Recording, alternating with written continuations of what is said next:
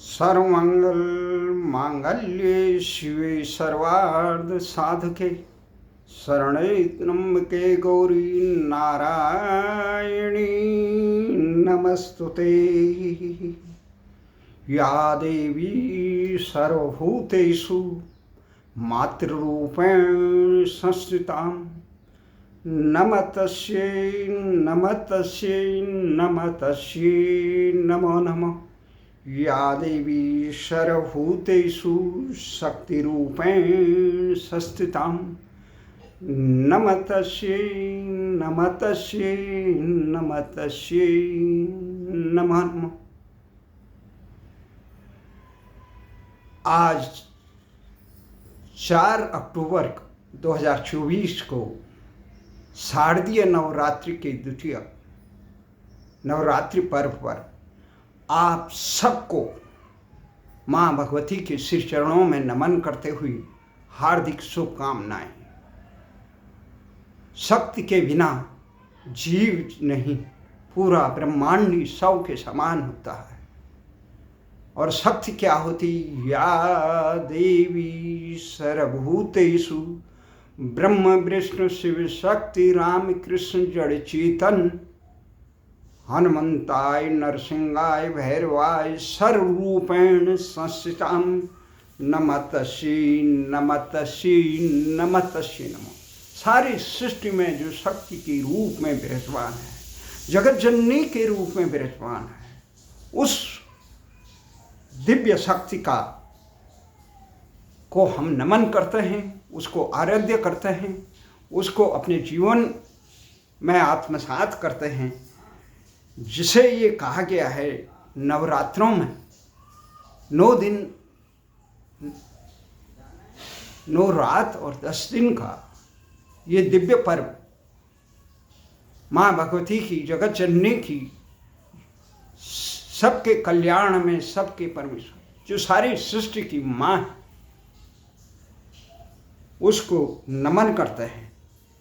और इस नवरात्रि में ये कहा है नवदुर्गा की पूजा होती है, जिसमें प्रथमम शैलपुत्री च द्वितीया ब्रह्मचारिणी तृतीया चंद्रघंटेति कुष्मांडायेति चतुर्थकम पंचमम स्कंदमातेति षष्ठम कात्यायनी च सप्तम कालरात्रि च महागौरी च चाष्टकम नवम सिद्धिदात्री च नवदुर्गा प्रतिकीर्तताम। ओम नमो भगवते वासुदेवाय नमः। ओम या देवी शक्ति की उपासना भारतीय उसमें शास्त्र और शस्त्र के साथ शक्ति को आत्मसात करने की इजाजत भारतीय संस्कृति थी। और भारतीय संस्कृति का क्या है? नवरात्रि पूजा। भारत में बहुत सारे त्योहार मनाए जाते हैं, पर्व मनाए जाते हैं। उत्सव का नाम ही जीवन है। उत्सव बिना ही जीवन शमशान के बराबर है, मृत्यु के समान होता है। तो नवरात्रियों का ये है 3 अक्टूबर, इस 2024 की शारदीय नवरात्रि 3 अक्टूबर से शुरू होकर 11 अक्टूबर 2024 को समाप्त होकर 9 दिन तक चलने वाली इस पूजा में देवी माँ 9 रूपों में पूजा की जाती है। तो 4 नवरात्रे बहुत महत्वपूर्ण माने जाते हैं, जिसमें माघ, चैत्र, आषाढ़ और अश्विन के, इसमें से माघ और आषाढ़ की नवरात्रें गुप्त रूप से होते हैं। यह चंद्र पर आधारित हिंदू महीनों में चैत्र मास, माघ, आषाढ़ और अश्विन क्वार प्रतिपदा से नवमी तक मनाया जाता है। चैत्र मास में वासंतिक अथवा वासंतीय और दूसरे अश्विनी मास में शारदीय नवरात्र और माघ और आषाढ़ मास में नवरात्रि गुप्त नवरात्रि होती है। शारदीय नवरात्र का समापन दशहरा को दुर्गा प्रतिमा के विसर्जन से होता है। नवरात्रि में 3 माह का अंतर होता है के हिसाब से पहले नवरात्रि जो होती है शारदीय नवरात्रि, दूसरी चैत्रीय नवरात्रि। एक नवरात्रि में रावण के मरने से पहले शुरू होती है, दशहरे को रावण मरता है वो पूरी होती है, वो शारदीय नवरात्रि। और दूसरी नवरात्रि चैत्र मास में राम जी के प्रकटोत्सव से पहले, रामनवमी से पहले शुरू होती है और राम जी के प्रकट दिवस पर समाप्त होती है। ये नवरात्रों का पर्व भारतीय दर्शन पूरे सृष्टि के इस संचालन का जो दर्शन है उसे ही भारतीय दर्शन कहता है। अन्य लोग इस दिशा में बढ़ने का प्रयास कर रहे हैं और सभी धर्मों का या देवी सर्वभूतेषु मातृरूपेण, माँ के रूप में सारे सृष्टि में। इसके बावजूद देश में इतनी घोर निराशा, शक्ति के उपासक देश में इतनी कायरता, इतना स्वार्थपरता, इतनी निरंकुशता क्यों है? जबकि हमारे देश में शक्ति के उपासकों ने, सनातन के ध्वजवाहकों ने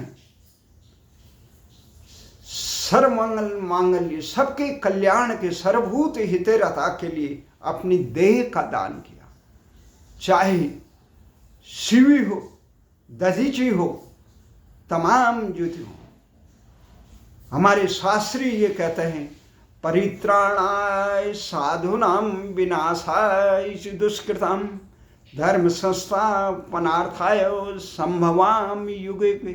इसके बावजूद परमात्मा द्वारा सृष्टि के हर कण में विद्यमान है सर्वभूत। उसके बावजूद भारत में विशेष जो ज्ञान का प्रकाशवान है, जो जीवनवान है, आस्थावान है, सारे ऋतुओं का वास है, सारे प्रकार के दिव्य नर नारायण की तपस्थली है, सबका अवतरण नाम है। उसके बावजूद आज ये देश पतन के गर्त में क्यों है? कायरता के गर्त में क्यों है? भ्रष्टाचार के गर्त में क्या है? स्वार्थ लोभता के चक्कर में क्या है? आक्रांताओं से मरमाइत क्यों है? आहत क्यों है? कार्पण्य, ये कायरता का दोष। अवसरवादी, भ्रष्टाचारी, दिशाहीन, पदलोलू और जिसे कहते हैं अंधतुष्टिकरण। अयम निज, जिस शास्त्रों में कहा अयम निज परो वेति गणनाम लघु चेतसाम उदार चरित्रा नाम वसुदेव कुटुंबकम। सारे सृष्टि के कल्याण के लिए सबको अपना पर आराध्य मानकर, उसका स्वरूप मानकर सबके कल्याण। परंतु जब कहा है कि जब दया धर्म का मूल है, पाप मूल अभिमान, अन्याय परपीड़नाय खलस्य साधुर विपरीत में ज्ञानाय दानाय च रक्षणाय विद्या विवादाय धनम मदाय शक्ति परेशान परपीड़नाय खलस्य साधुर विपरीत में ज्ञानाय दानाय च रक्षण। आज हमारा देश जातिवाद, क्षेत्रवाद, परिवारवाद, भ्रष्टाचार, अंधतुष्टिकरण के गर्त में फैलकर भारत की संस्कृति विरोधी, यदि भारत के पड़ोस में जो भारत था, ये बांग्लादेश है, ये पाकिस्तान, अफगानिस्तान से लेकर ये भारत है, इस भारत में मां शक्ति के उपासकों पे अन्याय, मां भारती के खिलाफ इतना बड़ा जघन्य अपराध, निरपराध पशुओं की निर्मम हत्या जो जगत जननी है, जड़ चेतन की माँ है, ऐसे माँ के नाम पर उसके निर्दोष जीवों की हत्या माँ का श्राप लगेगा। ये सरकार राजस्व के नाम पे इस प्रकार से कत्ल खाने खोलती है, ये राष्ट्र का भारतीय संस्कृति के घोर खिलाफ है। यहाँ तो सारे जी राजा शिवी जैसे रहो, यहाँ पे गुरु तेग बहादुर अपना पूरा वंश कुर्बान कर दिया। गुरु गोविंद सिंह जी ने भारतीय से हिंद की चादर की रक्षा के लिए। और हिंद की चादर क्या है कि सबके हितों के लिए कल्याण करना, सबके लिए समर्पित भावना और अत्याचारियों अन्यायियों को दंड देना, उनका दमन करना और सत्पुरुषों का साथ करना, ये भारतीय संस्कृति। सबके कल्याण में खुद को समर्पित करना, खुद ना रहे संतोषम परम सुखम। ओम लिंग क्लिंग चामुंडाय विचे नमः, ये शक्ति का बीज मंत्र है। और जो शक्ति के धारण करने का आज कायरता, मैकाले की शिक्षा ने, विदेशी आक्रांताओं ने, चाहे मुगल आक्रांता हो, हूण हो, ये इतने हो या फिरंगी आक्रांता हो, उन्होंने भारतीय संस्कृति को मिटिया मिहिट किया। और मैकाले ने भारतीय शिक्षा प्रणाली को तहस नहस किया। आज देश में भारतीय शिक्षा से वंचित है। इसीलिए भारत की न्याय व्यवस्था मैकालेवादियों के हाथ में है। भारत की शिक्षा व्यवस्था मैकालेवादियों के हाथ में है। भारत की चिकित्सा से लेकर न्याय से लेकर शासन व्यवस्था से लेकर अर्थव्यवस्था, समाज व्यवस्था, पूरा सोच मैकालेवादियों के बाद, विदेशी आक्रांताओं की सोच। भारतीय संस्कृति के अनुरूप अगर भारत की व्यवस्था रहती, भारत की न्यायपालिका रहती है, भारत की कार्यपालिका विधायिका रहती है, तो यहाँ पे दुष्कर्मों को संरक्षण और राष्ट्रभक्तों का दमन नहीं होता। आम आदमी शिक्षा, चिकित्सा, रोजगार, सम्मान, शासन प्रशासन से वंचित नहीं रहते। शासकों का पहला धर्म होता है जनता की, प्रजा का कल्याण, उनकी रक्षा, उनकी सुरक्षा करना। देश की हजारों वर्ग किलोमीटर जमीन पे चीन, पाकिस्तान ने कब्जा कर रखा है। अमेरिका यहाँ खुलेआम भारत को तोड़ने की षड्यंत्रकारियों को संरक्षण दे रहा है, परंतु भारत के हुक्मरान उसी पाकिस्तान और बांग्लादेश, इनसे क्रिकेट खेल रहे हैं। जिन लोगों पे अंकुश लगना चाहिए था, उसे देश के दुश्मन घोषित करना। बांग्लादेश में तुरंत कार्रवाई होनी थी देश के राष्ट्र की सुरक्षा के लिए, परंतु तमाशबीन प्रवृत्ति से, खुद को बेहतर साबित करने की प्रवृत्ति से, अन्याय को चुपचाप तमाशबीन होकर देखना भारतीय संस्कृति का अंग नहीं। यहां पे कायरता आ गई। गांधीवाद का मर्म न जानने वाले, गांधी कुछ नहीं, भारतीय संस्कृति का एक ध्वजवाहक रहे, और उनके नाम पे जो अपने निज स्वार्थों की पोषण करने वाले, गांधी जो सत्य के लिए संघर्ष के साथ खड़े होने की बात करता था, वो कितने अपने जीवन में सफल रहे वो अलग बात है, परंतु उनका दर्शन ये था, भारतीय संस्कृति, गीता का अमृत पान किया था, रामायण का उन पे शिक्षा थी, भारतीय संस्कारों की उनकी माता के द्वारा उन्हें शिक्षा। परंतु जो कायरता, अन्याय, अत्याचार, अंध तुष्टिकरण, देश के हुक्मरान देश को जाति, क्षेत्र, संप्रदाय और भारत विरोधियों को संरक्षण देने का काम कर रहे हैं, वो देश के हितों पर वज्रपात और मानवता के और भारतीय संस्कृति के विरुद्ध है। इसलिए अभी भी समय है। ये देश शक्ति का उपासक रहा है। शक्ति और शास्त्र के बिना, शास्त्र और शस्त्र के बिना शक्ति प्रदर्शित नहीं होती, जिसमें भले ही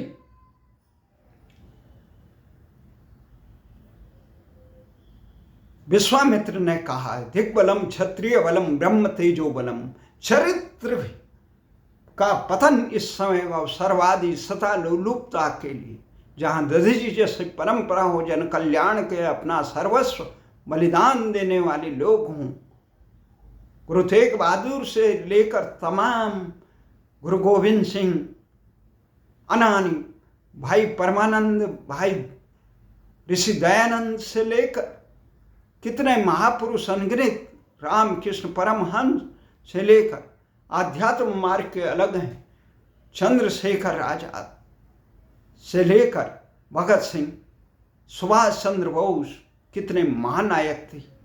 उन्होंने अपने जीवन को सर्वस्व बलिदान राष्ट्र के लिए किया, परंतु कायरता ने आज राष्ट्र को, राजनीतिक दलों ने अपने निज स्वार्थ के लिए राष्ट्र के सनातन की परंपराओं को, उनके मूल्यों को जमी दोज करने का और कायरता वो कर लिया। यहाँ न्याय का फरियाद करने पर भी कुंद करना है। सबसे ये बात है कि ये तमाम तमाशबीन समाज राष्ट्र के मूल्यों के लिए घातक है। इसलिए ये देश इस्राइल की तरह शक्तिवान होना चाहिए, रूस की तरह अन्याय के खिलाफ और अपने हितों की रक्षा करने वाला होना चाहिए, मित्रों को साथ खड़े होने वाला होना चाहिए, न कि अमेरिका की तरह पूरे संसार को अपने निज स्वार्थ के लिए युद्ध की भट्टी में धोंकने वाला। आज यूक्रेन युद्ध जो हो रहा है, जो खाड़ी देशों का युद्ध हो रहा है, उसके पीछे, और जो भारतीय उपमहाद्वीप में पाकिस्तान, बांग्लादेश से लेकर यहाँ हो रहा है, अफगानिस्तान, उसके पीछे अगर कोई कारण है अमेरिका का वर्चस्व की नीति। अमेरिका पूरे संसार को दिशा दे सकता है, शक्तिवान है, परंतु अपने वर्चस्व की अंधी ललक ने उसने पूरे संसार को, संयुक्त राष्ट्र संघ को अपना प्यादा बना दिया है, बहुराष्ट्रीय वैश्विक संगठनों को अपने इशारे पे चलने वाली कठपुतली बना दी, और नाटो, अपने स्वार्थ की गठबंधन नाटो से विश्व के अमन चैन को नष्ट कर।